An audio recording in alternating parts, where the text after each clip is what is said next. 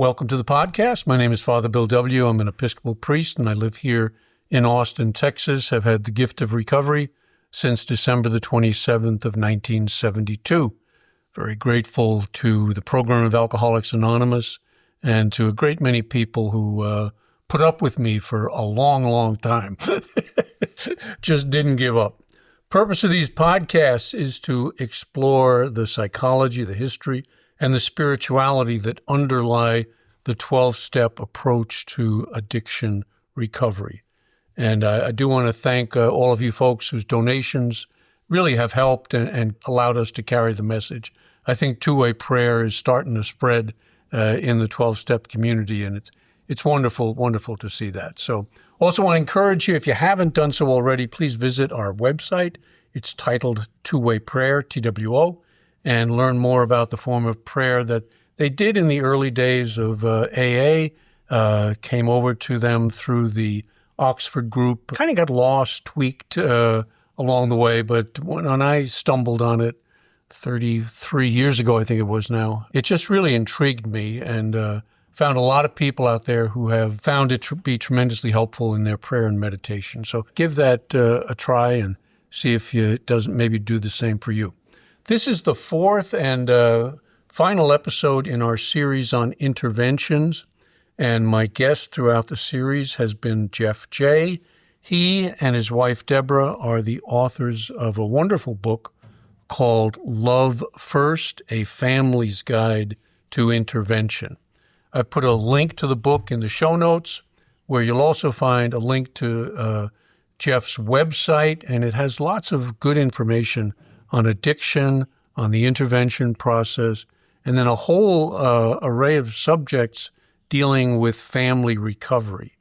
So, Jeff, welcome back to the podcast, and thank you once again for doing this series. I think it's been excellent information for people to have out there in recovery. Thank you, Father Bill, for having me. This has been just marvelous, and I've just so enjoyed talking to you about all of this and going through the book the way we have. It's really been a treat for me.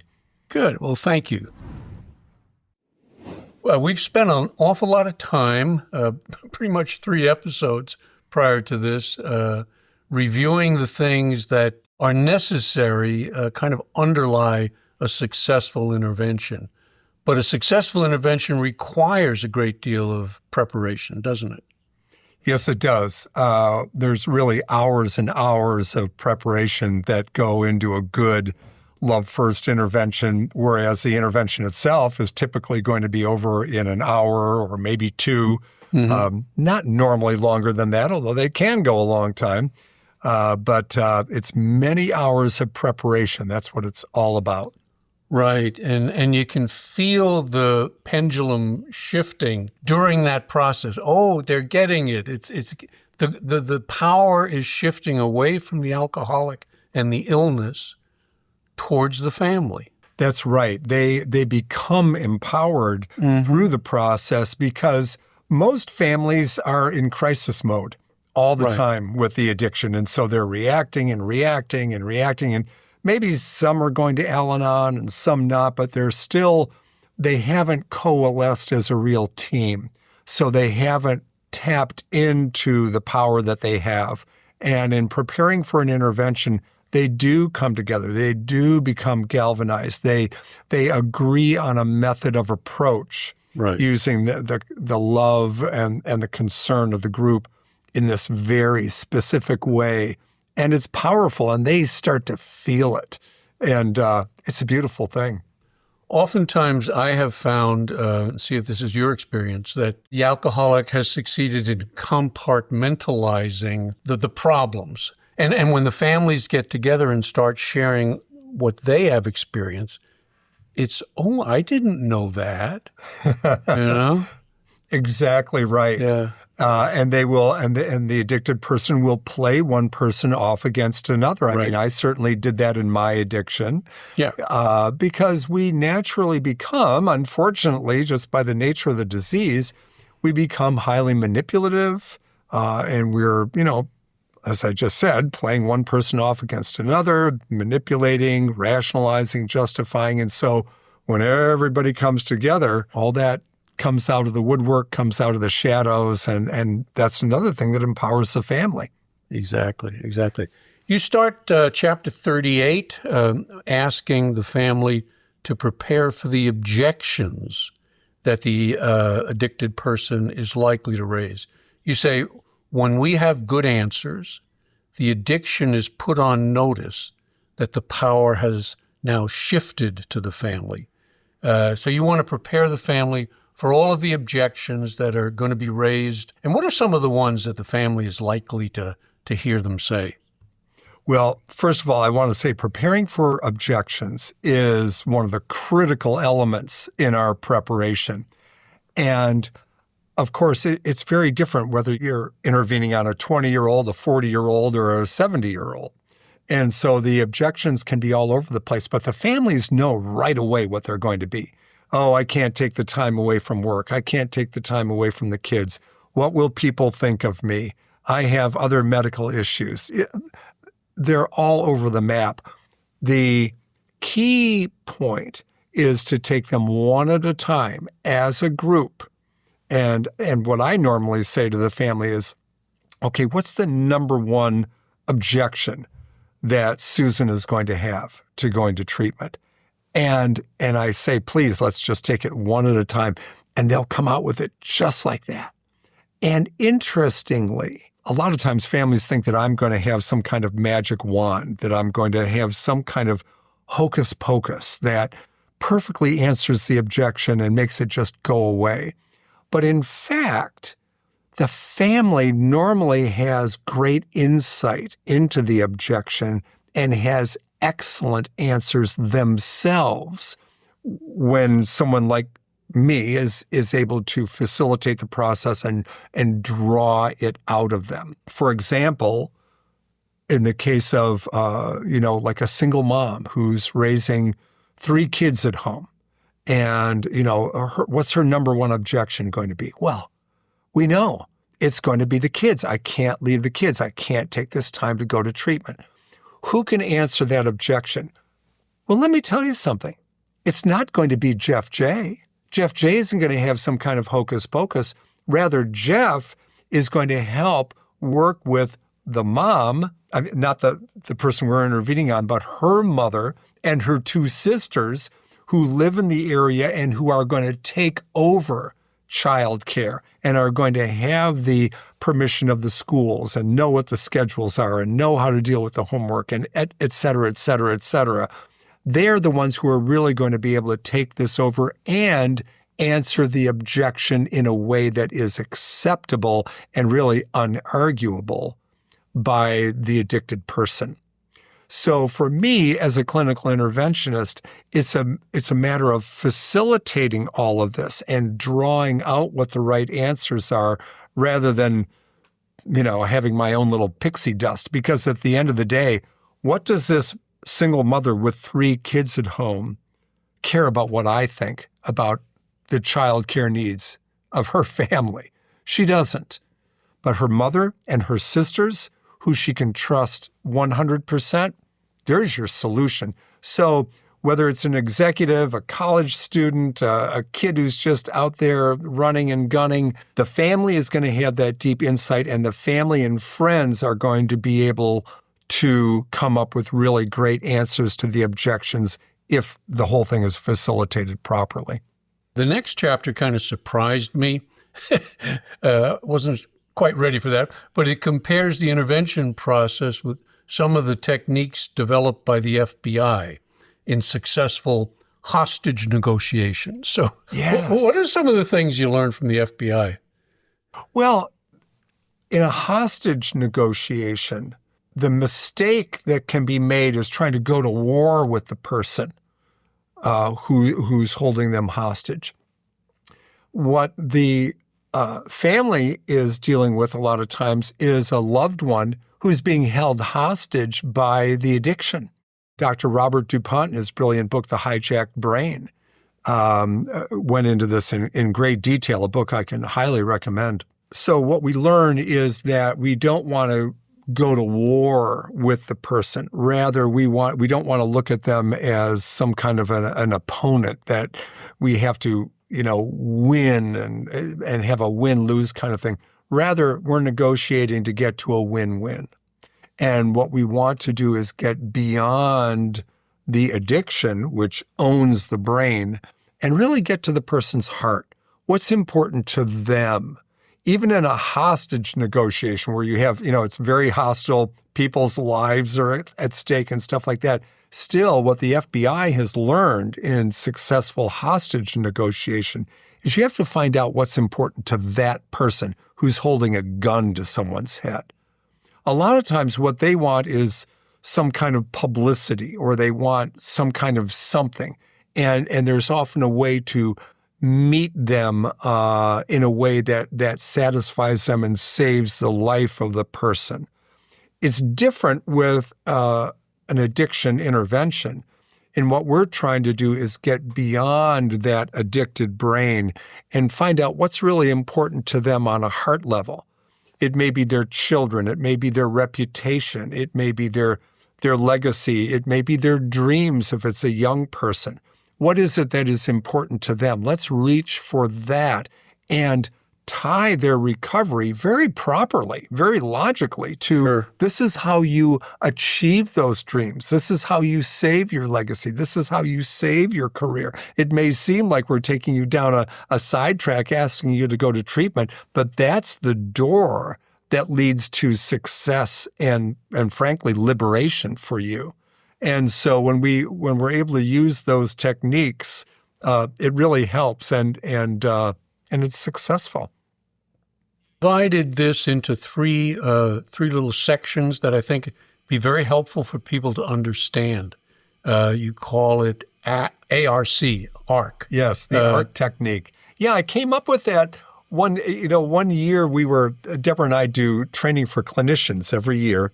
We do a 5-day thing, and early on in that process, when we were preparing for another training, I was thinking, well, what is it that I actually do? Because it seems to work.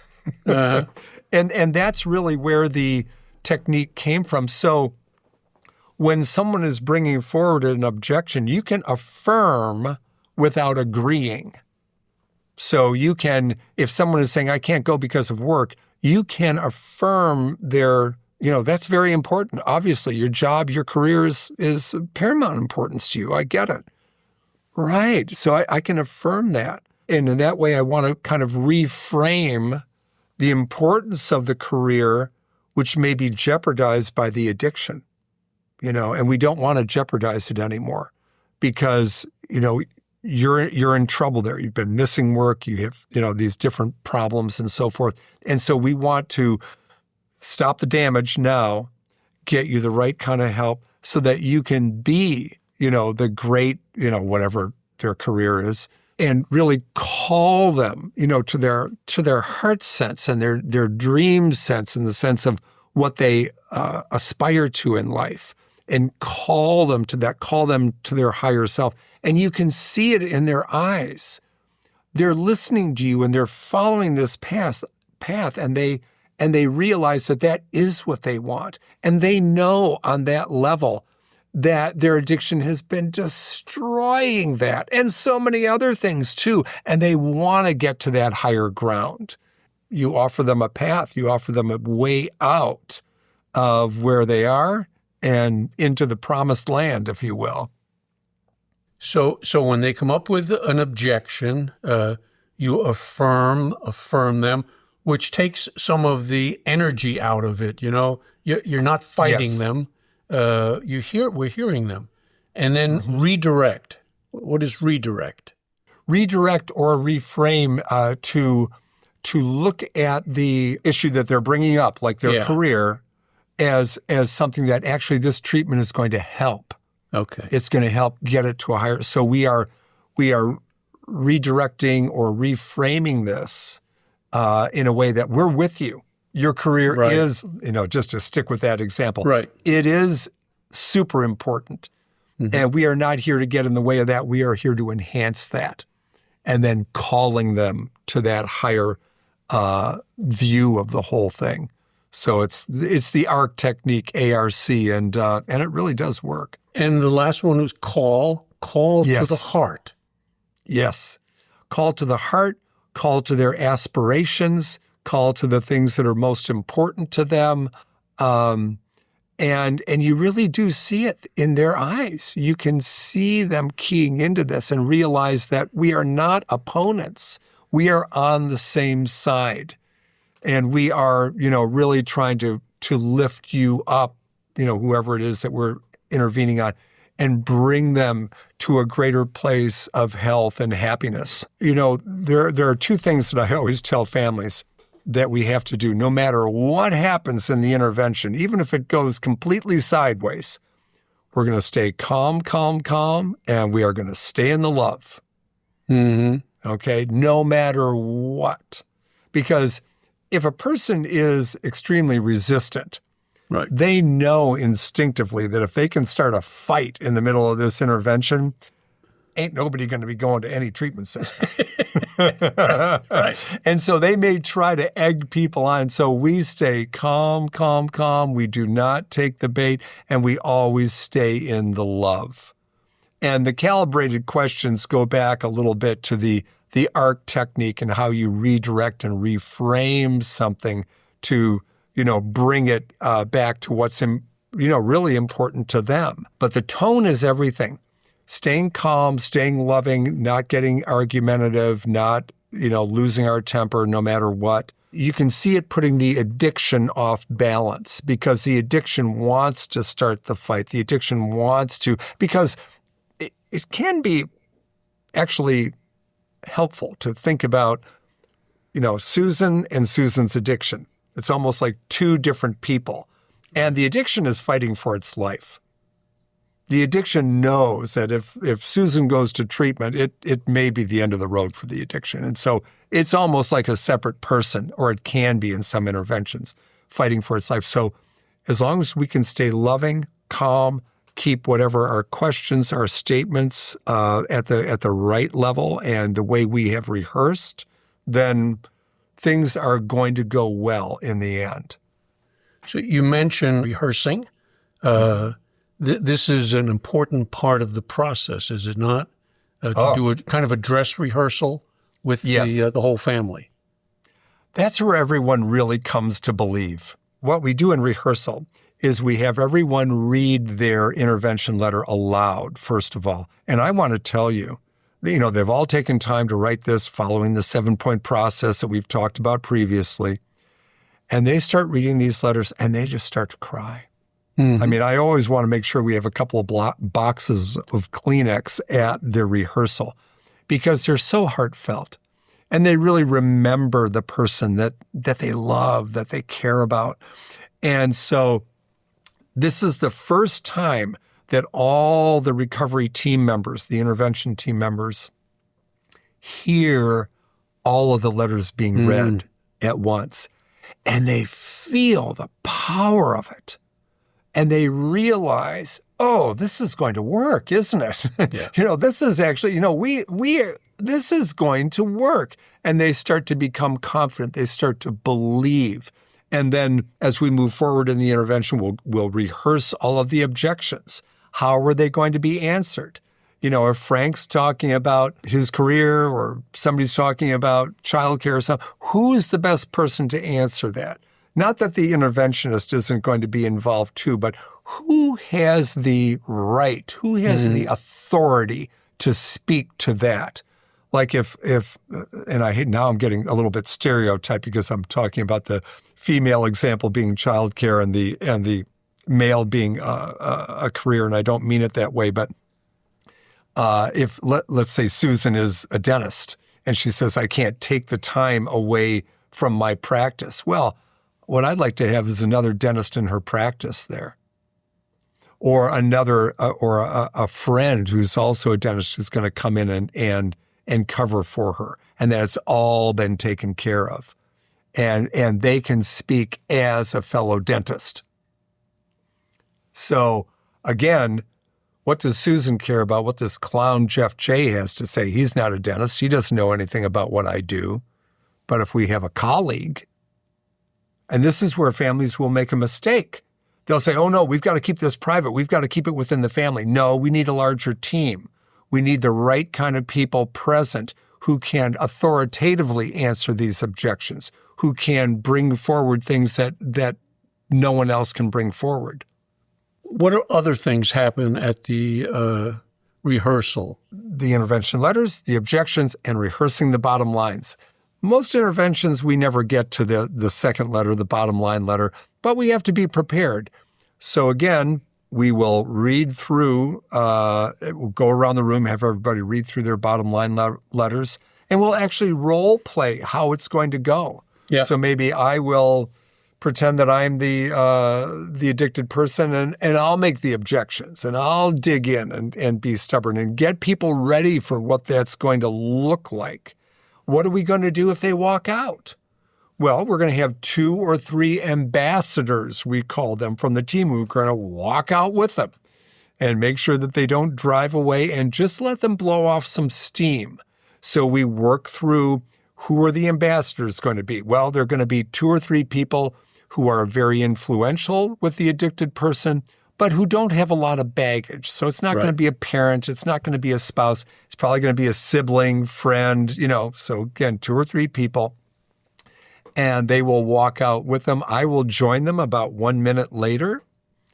And normally if we have a walkout, which happens very, very rarely, people are always worried about that. It almost never happens, but we prepare for it. Yeah. And normally the person just needs to blow off steam, and we let them blow off the steam and kind of help them process the feelings that they're having. And sometimes that's when we get them to a yes. Yeah. Because sometimes it can feel like too much of a capitulation to say yes to mom and dad. Right. It may feel like too much of a capitulation to say yes to their spouse. So they'll say yes to the smaller group and then come in and announce that they are going to go. Yeah. And so these things can play out in a lot of different ways. And the purpose of the rehearsal is to go through all of these things. And we take, 3 or 4 hours typically for a rehearsral. Yeah. And you even plan who is going to sit in what place in the room. You structure the room. That's right. We do seating arrangements. Typically, I want, in every intervention, there is a couch, almost always. Right. I want the person we're intervening on in the middle. I want the first letter on one side, the last letter on the other. As far as the order of the letters, I don't want it to just go around the room, boom, boom, boom, boom, boom, boom, in order. Right. I want it to be ping-ponging back and forth. So we have letter number 1 is on one side. The second letter may be across the room. Right. And we want to start strong. We want to end strong. If there's someone that the person is very, very angry at, typically that's going to be a spouse. We're going to kind of stick them in the middle and kind of hide them a little bit so that we don't get into that, argumentative stuff. So there's an art to all of this. Yes, very much. And we lay it out in the book, and I always enjoy the rehearsal process because this is when we really bring all the pieces together and people realize, as I said a moment ago, this is when they really come to believe. And so we go into intervention day the next day feeling so much more confident. So let's talk about that day in particular now, okay? The family needs to be aware of a number of things. There is an element of, I don't know a better word for it, deception in terms of getting the person to come to a neutral space. Interventions can be done, we always bring this up, you can do them invitationally. Most families do not want to do it that way because they're afraid of the no and what happens then, and then they're into a tussle before they've even started the intervention process. Let me tell you a secret. It's never really a surprise. Right. There may be, like you say, a certain amount of deception, like we say, okay, Frank, come on home for lunch. Susan, come on home for lunch from work. And, we're going to, because, Uncle Al is visiting from out of town or something, and we're going to have lunch or whatever, and then they walk in and it's actually an intervention. Okay, so there's been a little ruse here. Yeah. Is it a surprise? No, it's not. Addiction has been a front and center issue in the family for a while now. It's really not a secret. Most people are aware of the idea of intervention, and most people, the vast majority of people that I have ever intervened on, were just wondering, when is it going to happen? Yeah. So, yes, in many interventions, there's going to be some element of surprise to it if you're doing it in a traditional way. But like I say, it can be done in an invitational way too. You can have the ambassadors that I talked about earlier go and speak to the person and say, listen, Joe, we need to talk. Things have gotten just too difficult, and we wanted to let you know that we've brought in a therapist to work with all of us, and we're going to be meeting with this person at 10 o'clock this morning. And the subject is going to be you and how we are going to help you, because we all know that you're suffering from this illness. It's not your fault. Nobody is angry with you. Nobody is blaming you for this. We've really come to understand in working with this person that this is an illness, and we want to talk to you about the way that you might be able to get some help for this.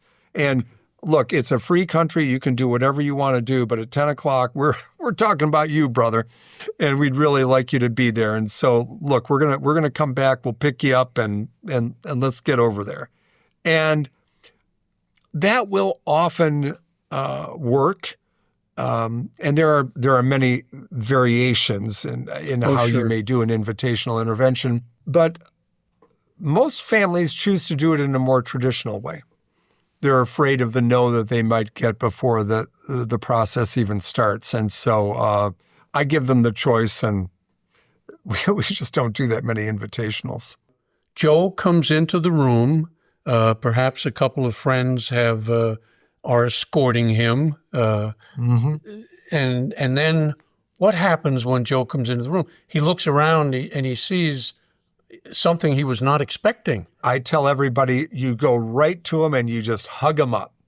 Hug him up. I want him to feel an avalanche of love. He's going to be seeing people who he expects to see, in the sense of, maybe his spouse is there and his best friend. But what's Uncle Al doing? He lives 1,000 miles away. I thought Uncle Al was dead.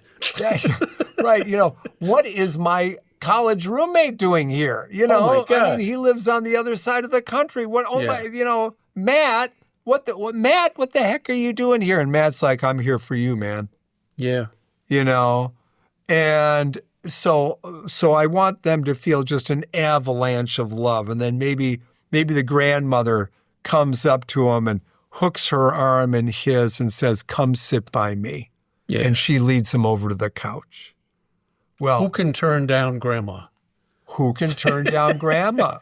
It's like, I mean, people say, oh, we're going to have, Matt is 6'6" and, 260 pounds. He's all muscle. And, we're going to have Matt bring him over to the couch, Well, no, Matt's exactly the wrong person, because there you could get into some kind of a tussle. But who can say no when Grandma hooks her arm in yours and says, come sit by me? No, that's the right way to do it, because that's all love. That's all tenderness. That's all compassion. That's all kindness. Who's going to fight against that? And so he goes and sits on the couch. Either you or the chairperson is going to kind of say to Joe why we're here, right? Yeah, I wait till we're seated. Yeah. And I'm not, and so we have this avalanche of love when he comes in the door. Okay. And then I'm going to be the last person to introduce myself. Right. Yeah, I'm the one he doesn't know. Correct. But he's now figuring it out. Oh God, I know what's going on here. And I just come and I shake the person's hand, and I do that kind of two-handed shake, and greet them very warmly.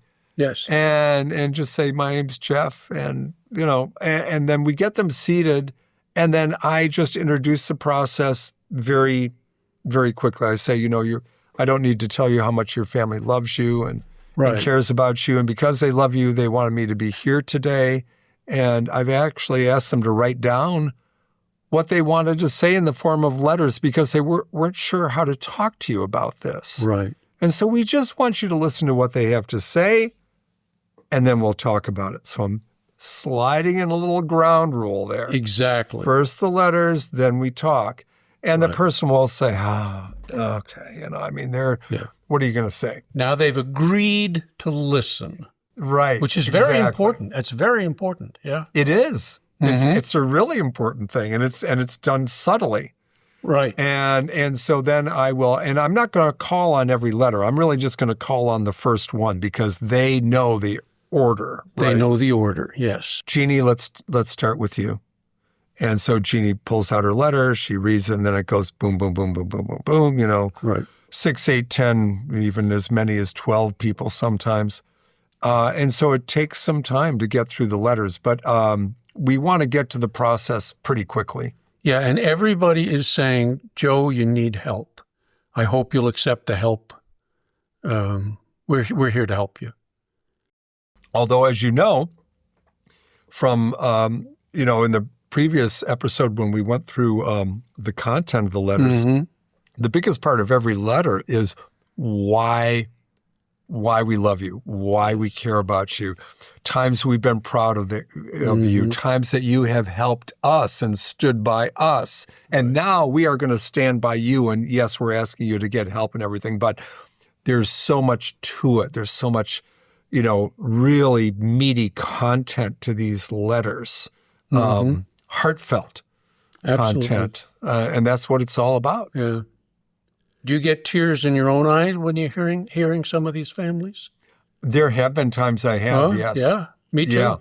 Yeah, no question about it, both at the rehearsal and at the intervention. Yeah, it's heartbreaking. Yeah. Yeah. Well, and I think it's heartbreaking, but it's also heart healing. Heart filling. I mean, you can just, there's so much love in this room for this person. Right.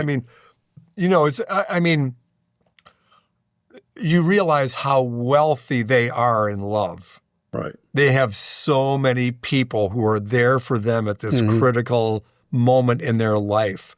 Family, friends, a whole plan. They've taken the time, the effort to put this thing together. I mean, this is a very fortunate person who's being intervened on. Right. Hopefully, the love is going to do its work, and the addicted person is going to say, okay, I'll go. But if not, then there's another round that opens up. Is that the bottom line piece? That's right. Some people are just at a no, and they're dug in on their no, and that's it. And I always tell families there are two principal reasons why we get a no. One is they're going to go, but they're not going today because they have to show who's boss. So it's a control trip. Right. Or number two, they don't believe that there are going to be any real bottom line consequences because, frankly, they've heard the threats before. They've heard the promises before. We're not going to stand for this anymore. And then they do. So they're testing the bottom lines. Basically, if the person is really stuck on their no, and I can see that the process is not moving in a positive direction, I may call a halt to the discussion and say, okay, we understand, and you have the absolute right to, make your own decisions. But now I want to ask you to extend the same courtesy to your family, because they have the right to make their own decisions too. And if you are making this decision, they have something more that they need to share with you. So I'm going to ask you one more time to listen to what they have to say, and then we'll talk further. And now the bottom line letters. They would go in a set order as well, right? Yes, typically it's very close to the order of the intervention letters. Okay. Sometimes there's some tweaking, but yeah. What if Joe agrees to go but says, I'm going in 2 weeks or such? Yeah. Oftentimes that's a veiled no. Right. But if he says, okay, I'll go, but I'm not going for 2 weeks. Well, first of all, I want a big reaction. And I always tell families, whenever we get a yes, a clear and unambiguous yes, I want everybody to jump out of their seats, hug him, kiss him. I want to really seal the deal, whether he understands, what's going on or not.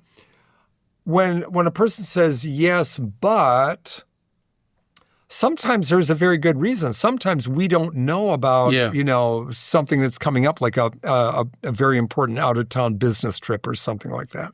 Okay, we'll celebrate the yes, and then we start investigating, okay, what's with the delay? I mean, and oftentimes we're able to walk it back all the way to today.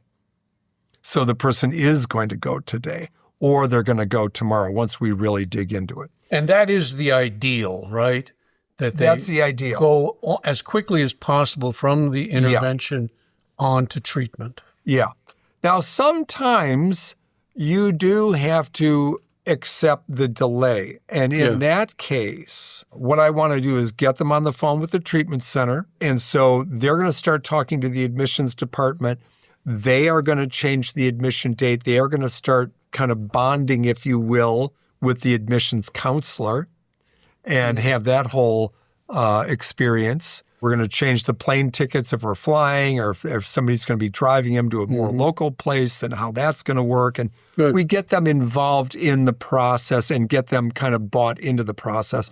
I had a fellow come up to me who I ran into at a meeting, whose intervention I did several years ago, and he thanked me for giving him the weekend, because he needed to stew, he needed to think. I mean, his intervention went for like 6 hours or something, and we did get him to a yes, but he begged for, just a little bit more time. And ultimately, we acquiesced as a team and let him have the additional time. And he wanted to fly alone. He wanted to exert control over the process. Yeah. And it was important to his particular case and his dignity that it go that way. But for many people, that is not the right way to go. It's actually a veiled no.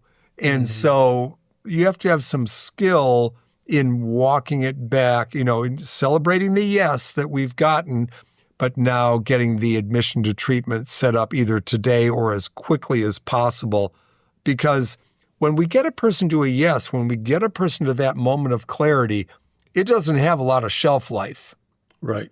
The addiction is likely to reassert itself and get them to a no just by later in the day or the following day or whatever. And so it can be tricky. Absolutely. And it's either the chairperson or the interventionist who kind of has the final say in that? Yes, although I will often share that out if I'm facilitating the intervention. I may ask for people's feedback. I remember one intervention that I did, and the guy was just begging. He goes, "You don't understand. I'm a sole proprietor. I have this big job. It's this week. I must finish this job. They have paid me. If I just ghost them, if I disappear, it's going to be my reputation. It's going to ruin me." And so I went around the room and I asked everyone. I said, "If Jimmy says he's going to go next Saturday, is he going to go?" Okay. And we went around the room and every single person said yes. Okay. And because they could read him better than me. I mean, I can read him too, but they know him. And they unanimously said yes. And so we said, "Okay, you're on. Let's get on the phone with the treatment center. Let's make the arrangements. Let's, all those things." Right. And in fact, he did go. And once again, he was very grateful to be heard and to have us change what we were going to do. Nice. Very good. Very good. How about doing an intervention on a young person? Is that a different deal in some ways? Yes. Often a young person, and I'm thinking about someone maybe between the ages of 16 and 19 or something like that, as a for instance. They are really used to being looked at as the problem. You know what I mean? Their parents have been trying to hammer them into shape. Or they've been trying to hammer them, they've been trying to bribe them, they've been trying different things, and none of it's working. But they're used to being the problem. In the intervention, both in the intervention letters and in our discussion, we're going to be talking more about, our family has a problem. We all need help. This is all about the we. We're not just asking you to go to treatment. We know that we need to make changes too. We've done things wrong. We have tried to do this and it was just wrong. We tried to hammer you and we apologize. That, we are going to learn how to do this. We want to get you the help that you need, but we recognize it too. Now, that may be true in other interventions, but it's almost always true and needs to be more front and center when you're working with a young person. And they appreciate that. They understand that that's a big step for the family. And it makes them more likely to go along with the process. You talk about court orders. Is that still valid? Yes. I worked in Louisiana for a while there, and boy, you could get a court order for anything back in the day. Yeah. There are two kinds of court orders, and it varies among the 50 states. Yeah. And in different countries. But there are court orders that have solely to do with addiction issues. And then there are court orders that have to do with mental health issues. And they're different. And again, they're different in the different states. But when it comes to a very complex and life-threatening addiction issue, you can often get a court order that will mandate an assessment and then mandate treatment. That's not true in every state. In fact, in most states, it's not. But for example, in Florida, there's something called the Marchman Act, and you can mandate someone into as much as 90 days of treatment or jail. Take your pick. Right. We tend to use court orders more when there are severe mental health problems. Now, it may be a combination of addiction and mental health. Sure. But for example, when people have been doing like a lot of Adderall or a lot of methamphetamine and stuff like that, and they become psychotic, especially when it's combined with cannabis products, marijuana, gummies, what have you, in high doses, they can become absolutely psychotic. And they may come down from the psychosis after a few days, or it may take a few months. But in any case, they're literally in a psychotic state. They believe that the house is bugged, that there are cameras, there are bugs in the wall, rats in the wall, there are, the FBI spying. I mean, they have this whole psychotic thing going on. And they're not able to make a rational choice. They're losing their job, they're losing their business, they're losing their marriage, they're losing all these things. I mean, it can be quite severe.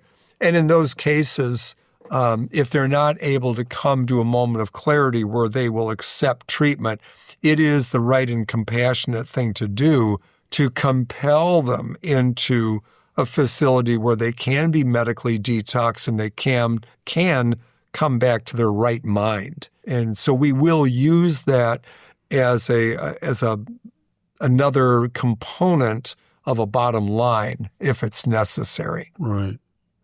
Let's go to the other end of the spectrum, geriatric cases. Mm-hmm. Are they special? They are. I love doing interventions on older adults. And the mistake that families make there is that they say, listen, it's grandpa's last pleasure.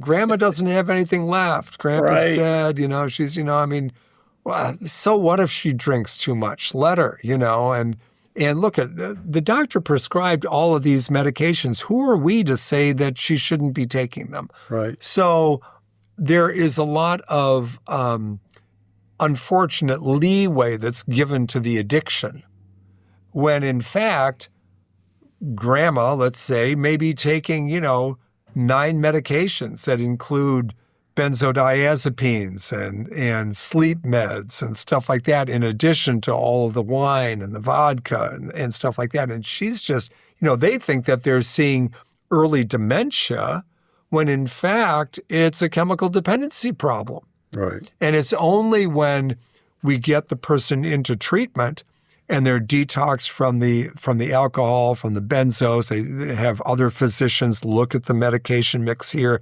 see what needs to be retained, see what needs to go.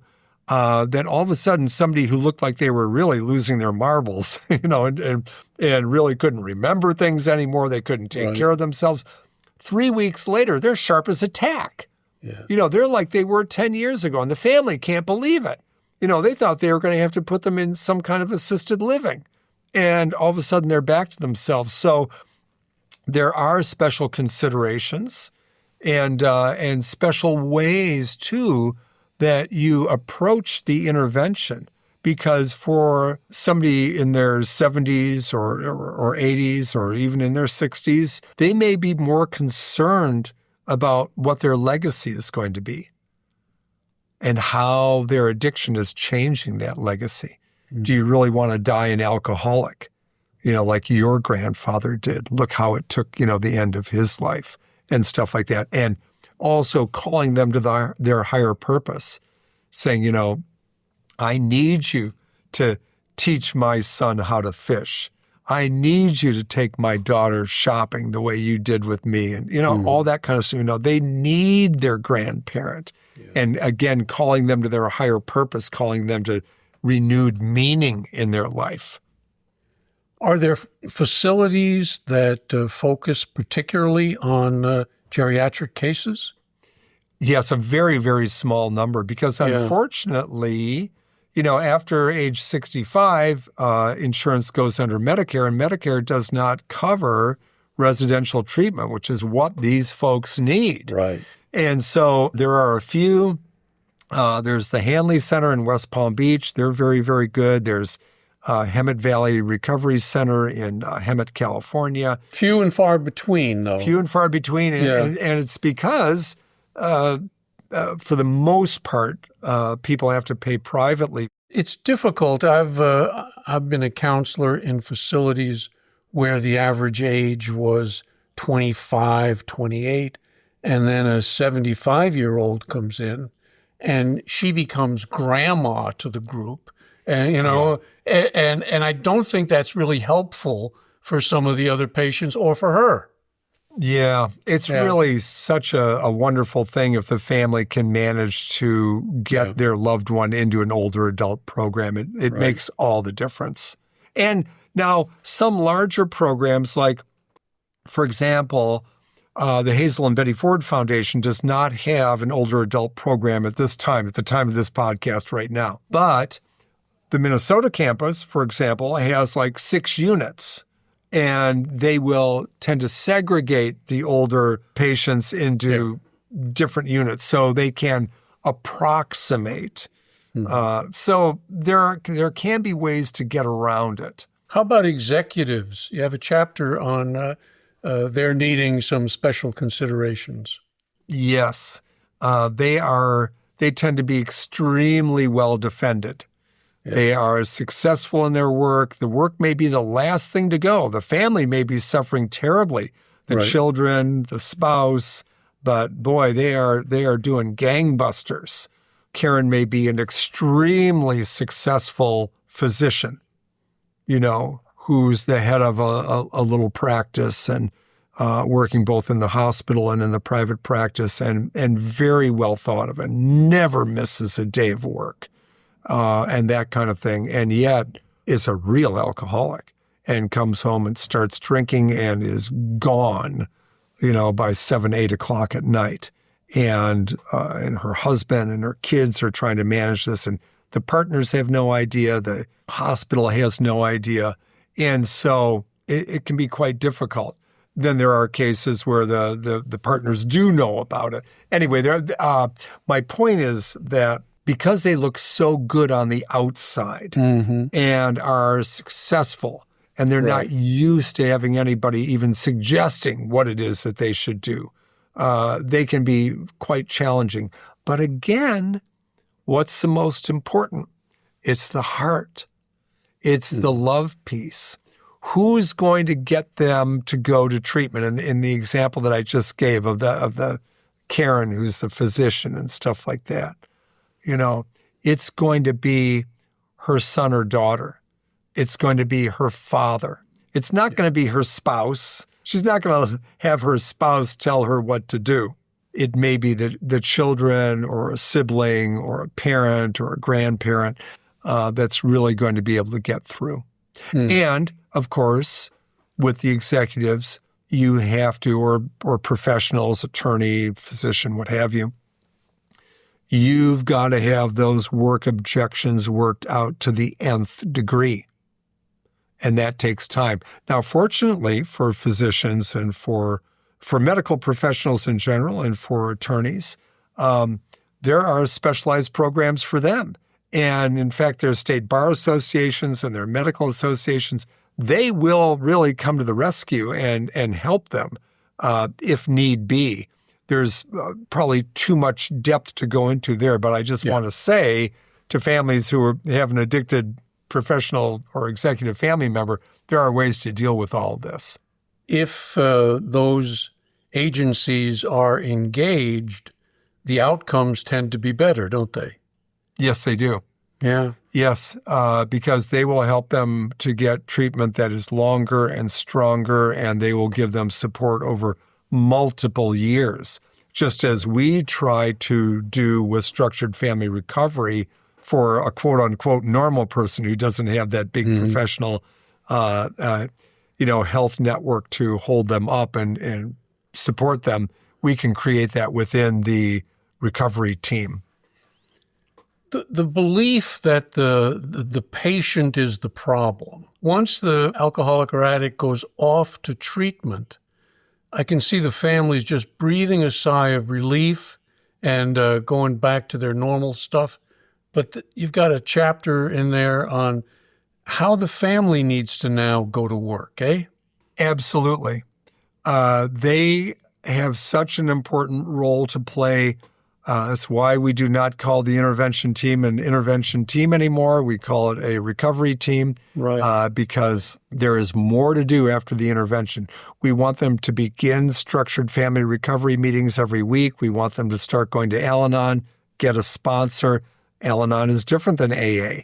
Al-Anon is for the friends and family members of the alcoholic, and there's Nar-Anon for, et cetera. So we want them to begin their own recovery process because, among other things, what happens is they create a forward momentum and this great inertial force moving forward where everybody's getting well, so that when Susan or Frank gets out of treatment and comes home, they come home to a different home because the family has now made a place for recovery in the home. It's part of what we are doing. In the same way that if, a family member, let's say a 16-year-old son was found to have very severe diabetes and had to start up on insulin and change the diet and everything else. Well, you know what? Their outcome is going to be a lot better if other people will make dietary changes. Right. And there isn't ice cream in the refrigerator, in the freezer anymore, and things like that. So the family of the diabetic can make big changes and help their loved one succeed, and so can the family of our addicted loved one. You've done interventions around other issues than alcohol and drugs, eh? Oh, yes. We do interventions on gambling addiction, sex addiction, psychological issues of various kinds, eating disorders. There are lots of other issues and problems that families are dealing with that we've been able to apply the intervention process to, and it's quite successful in getting those folks into treatment as well. Mm-hmm. Very good. Well, Jeff, I really can't thank you enough for the insights, information that you've shared with us. I do want to schedule a time with your wife because the family recovery approach that she did some pioneer work on and has another book out. Yes, Debra's work on structured family recovery is absolutely revolutionary. She'll be more than happy to do this as well. And I'm very grateful to you for these series of 4 podcasts that we've done now, because I think we've gotten to a greater depth than any other series of podcasts I've done with anyone. So thank you so much, because, your many decades in recovery and your many decades of working in this field give you an insight that other interviewers have frankly never had. So Thank you. Well, mutual admiration society here, Jeff. So, and I want to thank you guys as well for tuning into this. And if it's been helpful, please share these podcasts with friends and others who you think would benefit. And be sure to do the like and subscribe and all that good stuff. And I want to thank you once again for listening. God bless. And we'll find someone else to interview next time. I think I have an interesting one up my sleeve. So thanks for listening again. God bless, and keep coming back. Thank you.